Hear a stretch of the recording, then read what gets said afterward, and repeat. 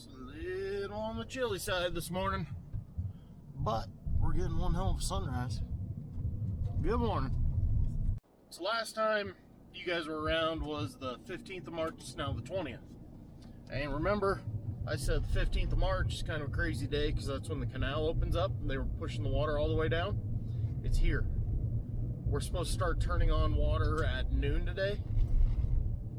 Neither of the two farms that get water at noon today are ready for water. So we're kind of in scramble mode. That's why it's 7:15. I'm heading to go get tractors started, get engines warming up, because we got a lot to do today.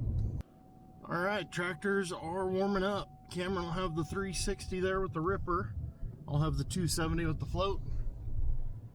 Oh, chaos. And you might be saying, well, why in the hell didn't you do this sooner? So again, you guys were with me on Wednesday, and I talked about the forecast for Thursday was cold with a chance of snow. The ground actually got white, which is impressive because the day after it's 70 something, it has to snow pretty damn hard to get the ground to turn white. Now granted, it didn't last but 30 minutes, but for 30 minutes the ground out here was white. So we got just enough moisture to where the ripper was able to kind of keep going. You know, he's been working here. The field he's headed to this morning, he kept going up there and catching the manure spreader. So we've been doing what we can there. Float wise, any moisture you can't float. The whole point of floating is you're moving around the dust, trying to fill in all the little potholes. Any moisture just becomes a smear, and that's not good. So I've unfortunately been out. I maybe could have started running yesterday, but then I was being the single dad yesterday, running the kids around while Kayla was gone. So it just wasn't an option. So now we do it all today. Here's the field they're ripping. So you can see they made it to there. There's about a tower left plus the ends. Then it's got to be cold back. Then it's got to be planted. Preferably all today. And then you come up here on the canal bank. Look at that. The water is here. It actually made it last night. They were pushing it around to what we call the basin at the very end. So essentially that horizon you're looking at over there, it kind of went up that way around this little lake and then follows the horizon over there. Yeah. So we got two farms getting water. This one right here behind me and the one where we're putting up the pivots. Obviously the pivots aren't getting used for this round of water. So I got to get over there and get a hayfield floated before he starts irrigating it. So it's been a couple minutes. I'm gonna head back to the tractor and go get started. We're rolling. Time to make some stripes. Got I don't know, how big is this field? 30 some acres. There's pivot number 2, by the way. And funny note, they gotta come do quite a bit of work to pivot number 1. They cut 90% of the hoses way too short to where instead of being 3 foot off the ground, they're about 5 to 6 foot off the ground. So now they got to come take all them hoses off and hang new ones. Things happen. It's a big day on the sprinkler project. I don't know if you can see over there where the equipment's at. The power company just showed up with a trencher and their power line. Get started on that. And then I was looking over here at the road. Here comes semi with all the underground pipe.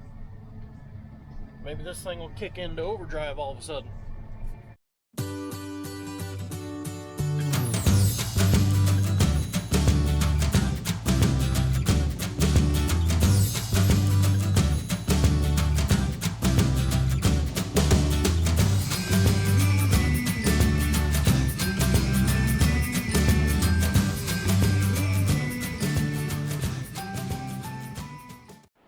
The other really nice thing is Deere came out on Thursday and got the GPS fixed, which all it was somehow we had that plug up there backwards, which I don't know how it can go backwards because it's got alignment tabs, but I don't know who plugged it in initially, but then also I unplugged it and plugged it back in twice trying to do resets on it, so we're all a bunch of idiots.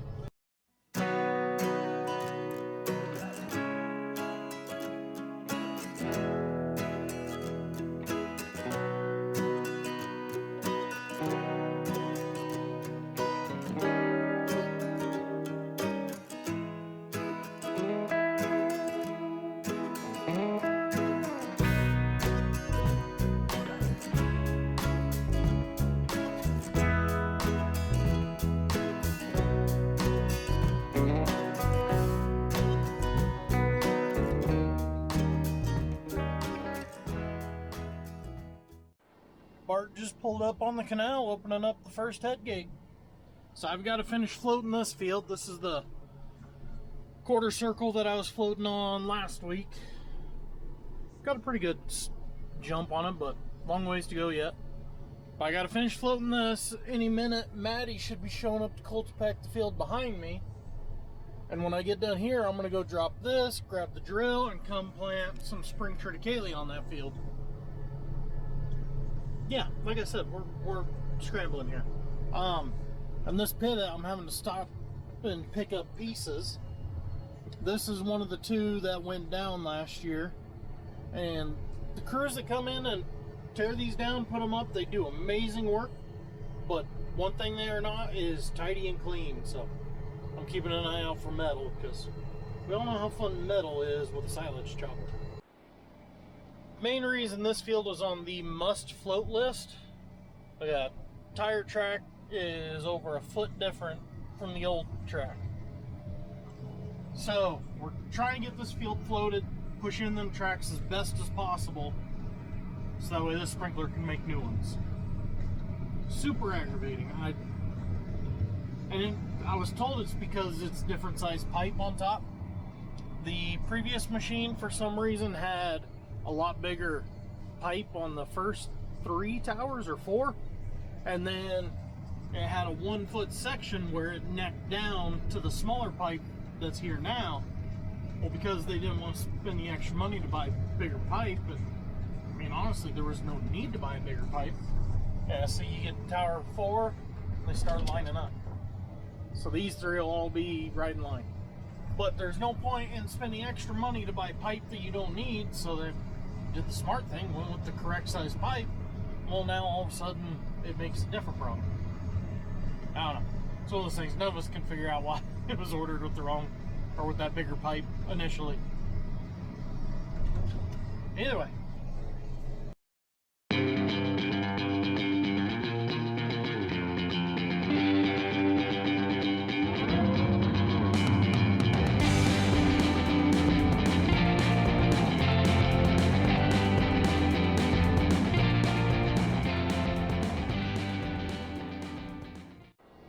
Putting the finishing touches on this field finally. God, I love wrecked sprinklers. I could probably spend all day out there picking up more pieces. Finally, I was like, man, I gotta keep moving. It's 2 o'clock. Cameron's got the cultipacker going over there getting the field ready that I gotta plant. I gotta go get the planter going. Good thing I got done when I did. That alarm's been going off for a couple hours. Let's get some death. If you haven't seen it before, this is our main drill. 45-foot crossbuster, 7.5 inch spacings. I really like crossbuster drills. 2-point hitch, and then in order to save 10 cents, they cut all the hydraulics about 6 inches shorter than they needed to be. So I mean, you gotta stretch them to get them to reach. So I'm gonna need 2 hands. See what I mean about being tight? But then one hose mysteriously got an extra foot. I don't know. Wonder what the story is there. I know, don't look at me. I know I'm the fat guy. But I don't run this machine all that much. I plant the spring crops. I'm usually chopping silage when we plant the fall crops. I'll jump up and make sure this thing's cleaned out, ready to go. Already got a flasher not working on a 1-year-old machine. That's awesome. Whatever. You gotta be freaking kidding me. Last fall, we still had more acres we were going to try and plant, just hoping to get some cover crop established. We were told planter was out of wheat, the semi was out of wheat, seed tender was out of wheat. We were completely out of wheat. Wasn't worth going and getting anymore. There's still a crap ton of wheat seed in here. So now, well, we got a pivot waiting to turn on because I need to get the field planted. I got to go vacuum this damn thing out. Shit like that pisses me off. Well, that took longer than expected. Here it is, 5 o'clock. Finally got the planter greased. Worked on a few different troublesome areas. I'm gonna go plant this weed out on a sprinkler corner. That way it's ready to go. I talked to Bart though, he's not gonna fire that sprinkler up until tomorrow, since it's never ran before. The Valley guys wanna be here. So I'm just gonna go plant this and call it a night. I'll mess with the seed tender, and which you guys already got the seed tender ready. I'm talking about loading the seed tender and getting the field planted. I'll mess with that tomorrow. I'm burnt out from this thing. Oh, what a headache. There we go. Took about 15 acres with the rate turned up, so in a normal field 20, dry land 40 acres we could have planted, had insured, pulled revenue off of. Whatever. It's done now. Let's go check out the sprinklers. I don't know how well you can see the water out there in the field, but this worked well.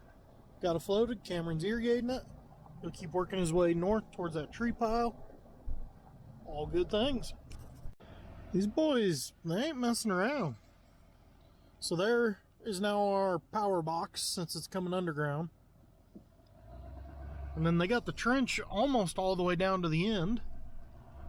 There's all the pipe that got unloaded. I'm really hoping they show up pretty quick here to get started on that.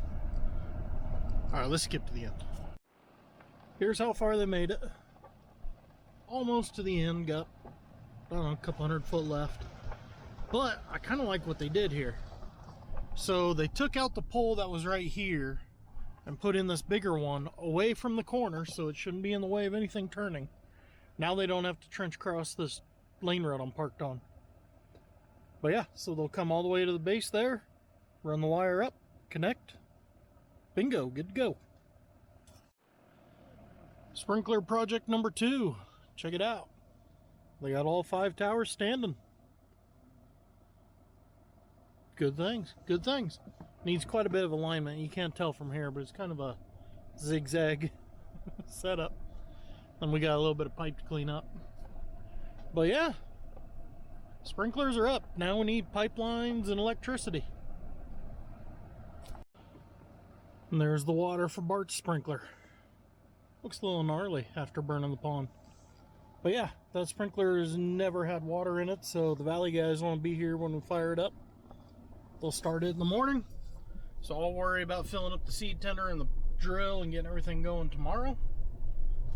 That being said, I'm going to go home, enjoy a beverage, and I'll talk to you guys later.